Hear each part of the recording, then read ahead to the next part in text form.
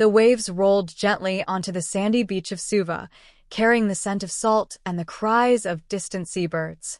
Palm trees swayed in the morning breeze, casting long shadows across the small wooden houses built close to the shore. Anna, a bright-eyed girl of 10, skipped barefoot along the beach with her school bag slung over her shoulder. She loved the mornings, when the air was cool and the world felt alive with promise. But this morning her steps were slower, her eyes cast toward the village road. She was waiting for her father. Joan, her father, had promised to walk her to school. He often did, with laughter on his lips and stories of the sea. But lately his promises had grown fragile, like shells that crumbled when touched. Anna stood still, clutching her bag, listening for his footsteps. Instead, it was Mir, her mother, who appeared. Mir's dark hair was tied back neatly, her face tired yet strong. She placed a hand on Anna's shoulder and smiled, though her eyes carried a shadow. "Your father will not come today," she said gently. "I will walk with you." Anna nodded, though disappointment clouded her heart. She loved her mother deeply, but her father's absence left an ache she could not explain. As they walked along the sandy road, villagers greeted them warmly, yet whispers followed. Everyone knew Joan had been spending more time in Nadi, away from his daughter, away from the quiet responsibilities of family. When they reached the school, Anna hesitated at the gate. She looked up at her mother. "Will he come tomorrow?" Mir kissed her forehead softly, saying nothing. She turned and walked away, her shoulders heavy. From a distance, unseen, Joan stood watching, his face hidden in the shade of a palm. His eyes carried regret, but his feet refused to move closer. He had secrets, and he knew that soon the village would demand answers. The sound of drums echoed faintly from the community hall in the heart of Suva, a reminder that judgment always came, sooner or later. And for Joan, that time was drawing near. The morning sun painted the sea in shades of gold, but the beauty did little to ease Mir's troubled heart. She sat by the open window of their small home, a folded letter trembling in her hands. It had arrived from the district court in Suva, carried by a young messenger who looked away as he delivered it. Everyone knew the weight of such letters. They were not written for celebration, but for conflict. Anna played outside, her laughter mingling with the cries of gulls. Mir's eyes softened at the sound, but when she opened the letter, the words struck her like a storm. Joan had filed for shared custody. He wanted to take Anna away for longer periods, despite his absence and the whispers of his late nights in Nadi. That evening, Mir confronted Joan on the beach. The tide was high, the waves crashing against the rocks with restless energy.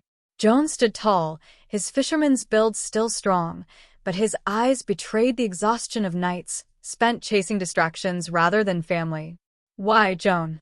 Mir demanded, her voice steady though her hands shook. "You cannot even keep your promises now. How can you carry the weight of custody?" Joan's jaw tightened. "Because she is my daughter too. I will not be cast aside. Anna deserves to know me, to walk with me, to see that I am still her father." Mir's gaze hardened. "Then prove it. Show her more than words, Joan. The court will not believe empty promises, and neither will I." The argument ended with silence, broken only by the waves.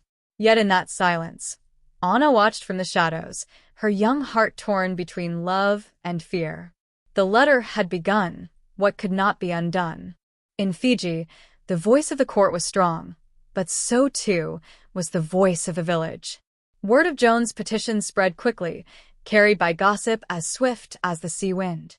Soon, the elders called for a gathering in the community hall. The great wooden doors creaked open, and villagers filled the space, their faces solemn. At the center sat 3 elders, their hair silver, their eyes sharp with the wisdom of years. Among them was Ratu Lacenia, the eldest, whose word carried weight beyond the hall. Mir sat on one side, Anna at her side, her small hands folded tightly in her lap. On the other side, Joan entered with hesitant steps, the smell of kava lingering on his clothes. The hall grew silent. The elders listened as both spoke. Mir's voice carried sorrow but also strength, recounting Joan's absences, his broken promises, the tears Anna had shed waiting at the school gates. Jones spoke of love, of blood ties, of his right as a father. When he finished, the hall remained quiet. The elders did not speak their judgment yet. Instead, Ratolacinia's voice rumbled low. "You are both parents," he said. "But a child needs more than claims. She needs truth, consistency, and love without fail. We will watch. We will see who truly carries her best interest in their heart." The villagers murmured. The trial was no longer just in court. It had become a matter of the community, a test that neither Joan nor Mir could escape. And Anna, seated between their worlds, felt the burden heavier than any child should bear. The following week, Joan tried to prove himself. He came early to Anna's school, his smile wide, his hands steady as he reached for her. For a moment, Anna's heart soared. Perhaps her father was returning to the man she once knew. He brought her to the market, bought her sweet cassava cakes, and told her stories of the sea. Mir watched from afar, cautious but hopeful. But hope with Joan was fragile. That evening, he was supposed to bring Anna home before the sun dipped below the horizon. Instead, hours passed. The sky darkened, and Mir stood at the doorway, her heart pounding with dread.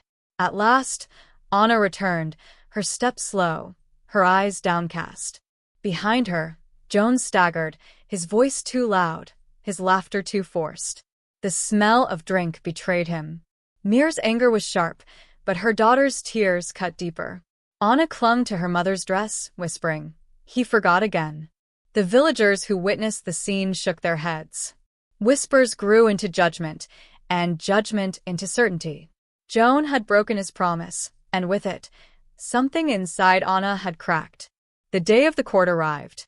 The courthouse in Suva stood tall, its white walls bright beneath the tropical sun.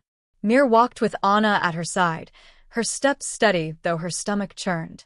Joan arrived separately, his clothes pressed neatly, his face clean-shaven, but the shadows beneath his eyes betrayed sleepless nights.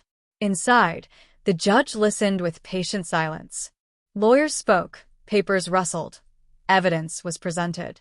Mir's testimony was clear, each word painting the picture of a father who loved his daughter but failed her through neglect. Joan's defense was filled with emotion, but emotion could not erase the truth.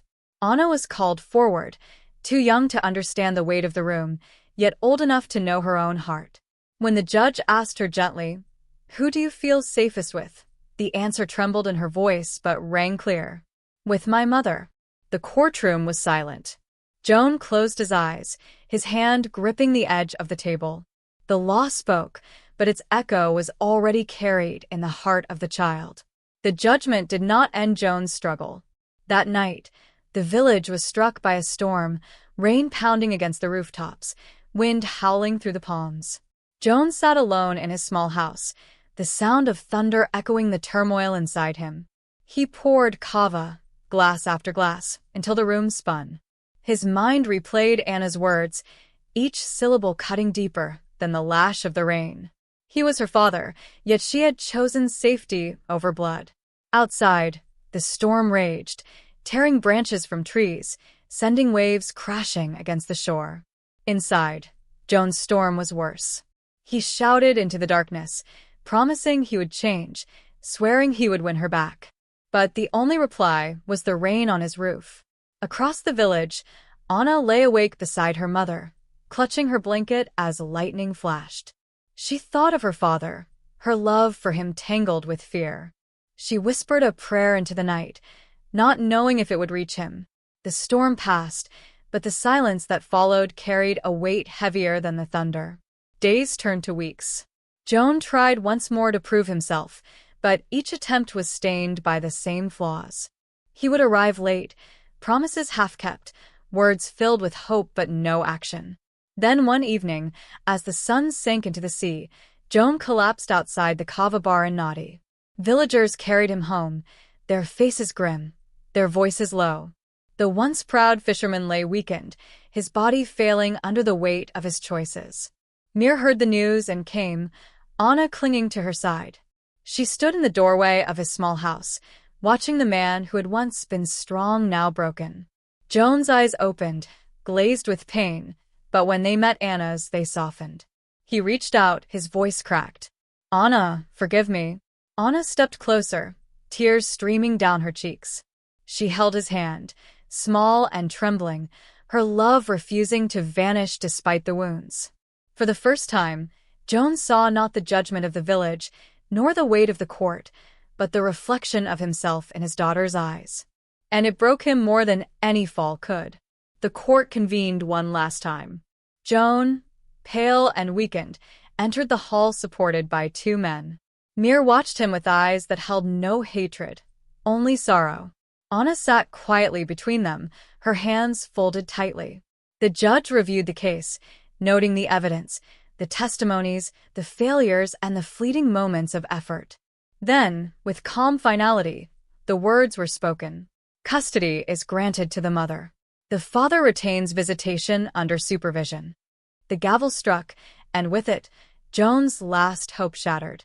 The room was silent except for Anna's quiet sobs. Joan lowered his head, unable to meet her eyes. But as they left, Anna broke free from her mother's hand and ran to him. She hugged him tightly, whispering through her tears, "I still love you." The judge's decision could not change that. Yet love alone could not erase the truth of his failures. Beyond the court, the village carried its own verdict.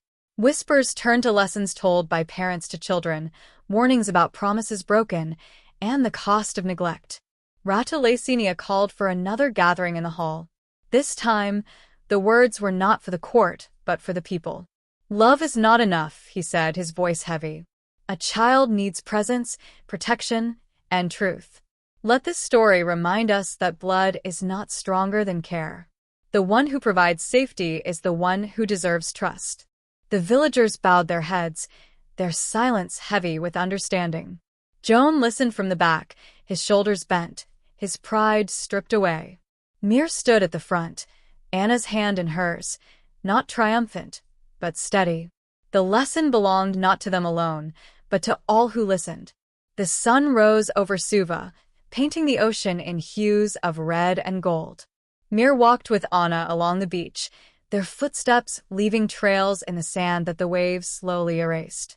Life would not be easy. There would be challenges, whispers, and memories that lingered like shadows. But there was also resilience, the quiet strength of a mother and daughter who had endured. From afar, Joan watched. His place in their lives had changed, diminished yet not erased. He would see Anna in supervised visits, moments brief but precious. Whether he would ever rise above his failures was uncertain, but the path was no longer his to command. Anna's laughter returned, soft at first, then stronger as she played by the water's edge. Mir smiled, her heart heavy yet filled with hope. The waves continued their endless rhythm, washing away footprints, carrying secrets, and reminding all who lived by the shore that choices, once made, could never be undone.